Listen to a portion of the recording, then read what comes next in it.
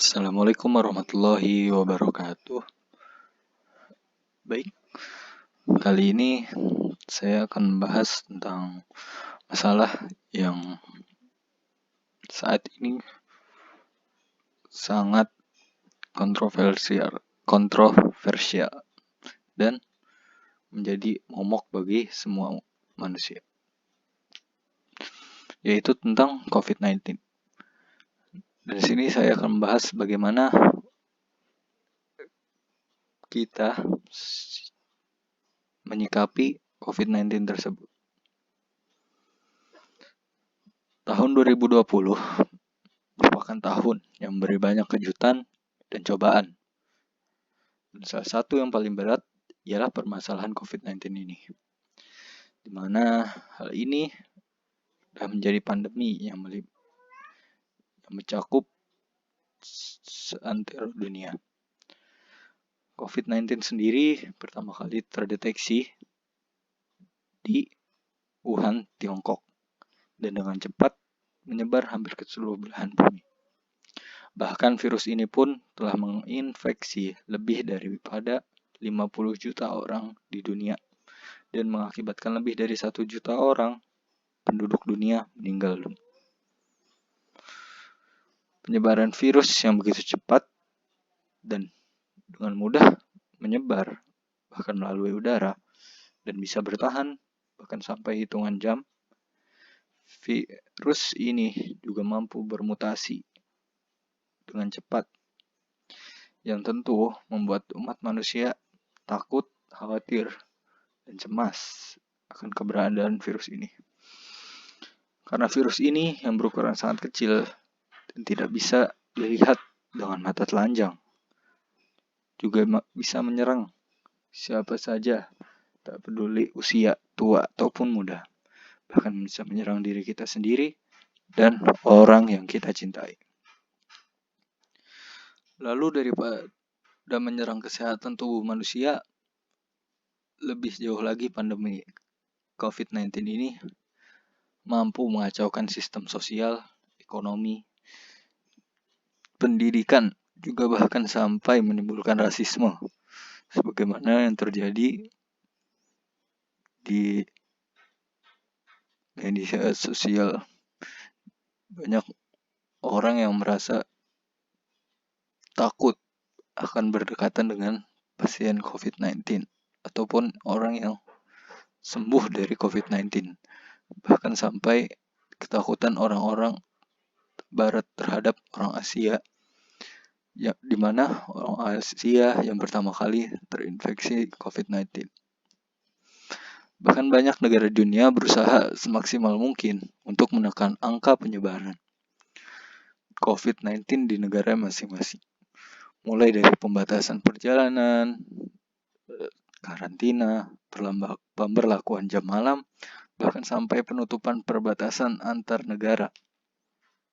Banyak pula perusahaan yang harus gulung tikar akibat dari pandemi. Juga banyak pekerja yang harus kehilangan pekerjaannya dan kesulitan mendapatkan uang ataupun pendapatan untuk menafkahi keluarganya. Banyak perusahaan besar yang ikut khawatir akan dampak pandemi karena akan mempengaruhi penjualan dan keuntungan yang didapat. Pandemi seperti ini pula mengakibatkan banyak munculnya informasi yang tidak benar seiring terus berkembangnya teknologi informasi dan jejaring sosial. Juga munculnya teori-teori konspirasi yang tidak masuk akal di media sosial. Dengan terus berkembang dan menyebarnya pandemi dan virus COVID-19 ini, dan juga tidak diketahuinya kapan berakhirnya masa pandemi, juga hilangnya virus COVID-19 ini, manusia dituntut agar bisa beradaptasi dengan lingkungan baru, dengan lingkungan COVID-19 ini. Bahkan sampai dikatakan bahwa virus ini akan terus ada dan tidak akan bisa hilang dari muka bumi. Karena itulah manusia dituntut untuk bisa beradaptasi dengan hal tersebut. Hingga muncullah istilah yang sering kita dengar, yaitu new normal atau pola hidup baru di masa pandemi.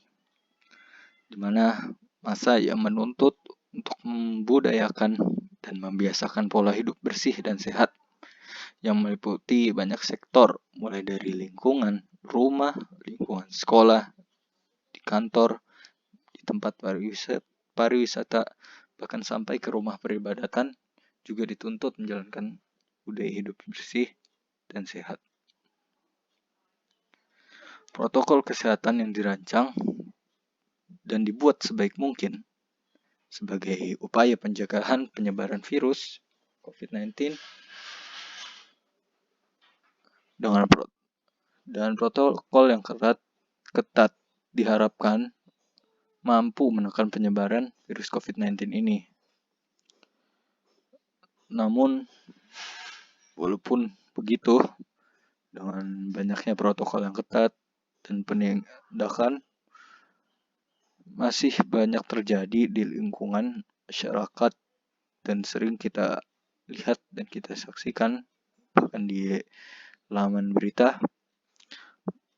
banyak yang tidak menaati protokol kesehatan tersebut, seakan-akan menyepelekan akan adanya COVID-19 ini. Mulai dari hal-hal kecil seperti tidak memakai masker, bahkan sampai merugikan orang banyak seperti melakukan perkumpulan dengan banyak orang. Banyak pula kejahatan yang dilakukan selama terjadinya masa pandemi ini, seperti melakukan penimbunan terhadap alat pelindung kesehatan yang saat ini sangat dibutuhkan. Juga adanya pusat perbelanjaan yang masih tetap buka secara diam-diam walaupun telah dilarang keras oleh pihak berwenang. Hal ini menunjukkan bahwa masih adanya orang-orang egois yang ingin mendapatkan untung dan dari keserakahannya, yang masih tidak mempedulikan orang lain yang lebih membutuhkan dari dirinya. Dalam urusan agama, terutama Islam, hal ini bahkan telah diperingatkan oleh Nabi Muhammad SAW bagaimana cara menanggulanginya. Sebagaimana yang diungkapkan dalam hadis riwayat Bukhari, yang artinya, jika kamu mendengar wabah di suatu wilayah, maka janganlah kamu memasukinya. Tapi jika terjadi wabah di tempat kamu berada, maka jangan tinggalkan tempat itu. Hadis ini yang menjadi dasar dari konsep penerapan karantina wilayah yang bahkan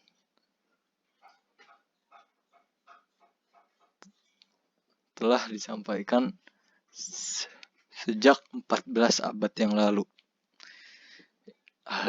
Hadis ini juga menunjukkan seberapa pedulinya Islam terhadap kesehatan umat dan lingkungan.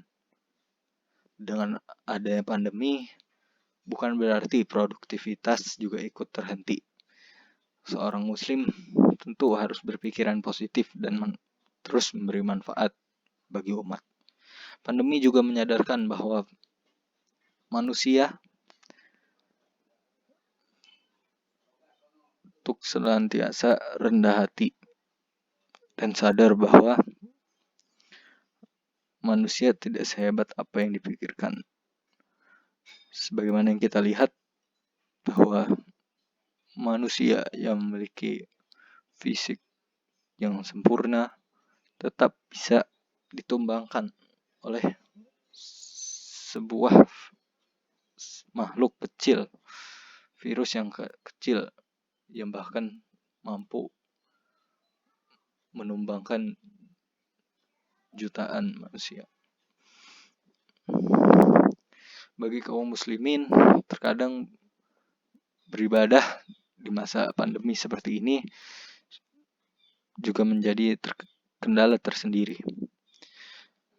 Namun harus diketahui bahwa ibadah ada yang dilaksanakan secara berjamaah juga individu. Seperti contohnya ibadah sholat Jumat.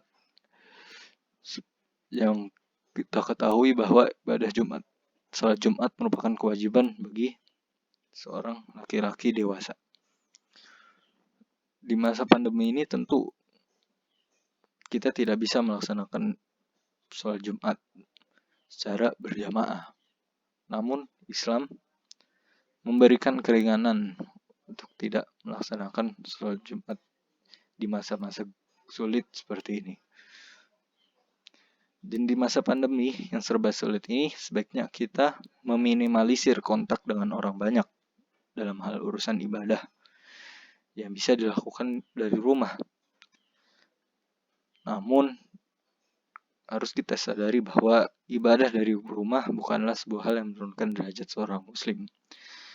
Tentu dapat kita lihat bahwa mengutamakan agar kita beribadah di rumah daripada di tempat peribadatan umum yang malah memunculkan dan bisa mengancam kesehatan diri dan kesehatan orang lain. Semoga apa yang disampaikan bisa bermanfaat. Sekian, terima kasih. Assalamualaikum warahmatullahi wabarakatuh.